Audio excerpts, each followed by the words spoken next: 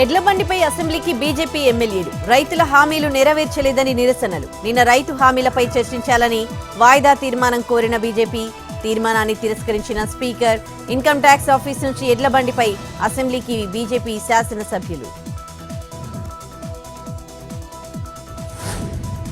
జమ్మూ కశ్మీర్ కుల్గాంలో భారీ ఎన్కౌంటర్. 5 టెర్రరిస్టులను మట్టుబెట్టిన బలగాలు, మరో 2 ప్రాణాలతో పట్టుకున్న సైన్యం.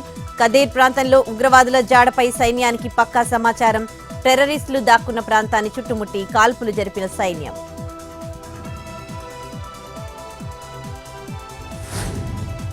సంగారెడ్డి జిల్లా చిట్కుల్ గ్రామంలో కార్డన్ సెర్చ్. వాహన తనిఖీలు చేపట్టిన పోలీసులు. పత్రాలు సరిగా లేని వాహనాలు సీజ్.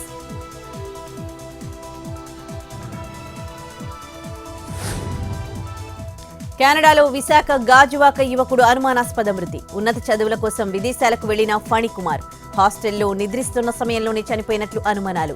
గుండెపోటుతో చనిపోయాడని తల్లిదండ్రులకు ఫోన్ చేసి చెప్పిన మిత్రులు.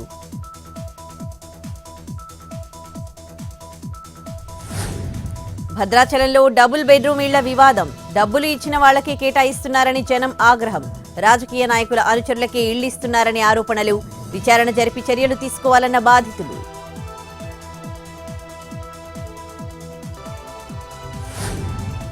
శ్రీకాకుళం జిల్లా టెక్కలి పాత జాతీయ రహదారిపై కలకలం. అకస్మాత్తుగా పెట్రోల్ బంక్ లో చెలరేగిన మంటలు. పరుగులు తీసిన సిబ్బంది, స్థానికులు.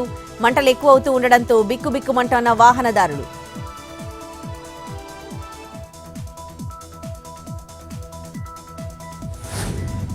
పార్వతీపురం మన్యం జిల్లాలో ఏనుగుల హల్చల్. సంతోష్పురం గ్రామంలో పంట ధ్వంసం చేసిన గజరాజులు.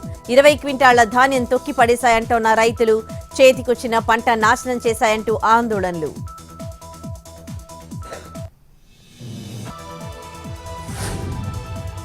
పార్వతీపురం మన్యం జిల్లాలో రైతుల కష్టాలు. చిరుజల్లులు పడుతూ ఉండడంతో అన్నదాతల గుండెల్లో గుబులు.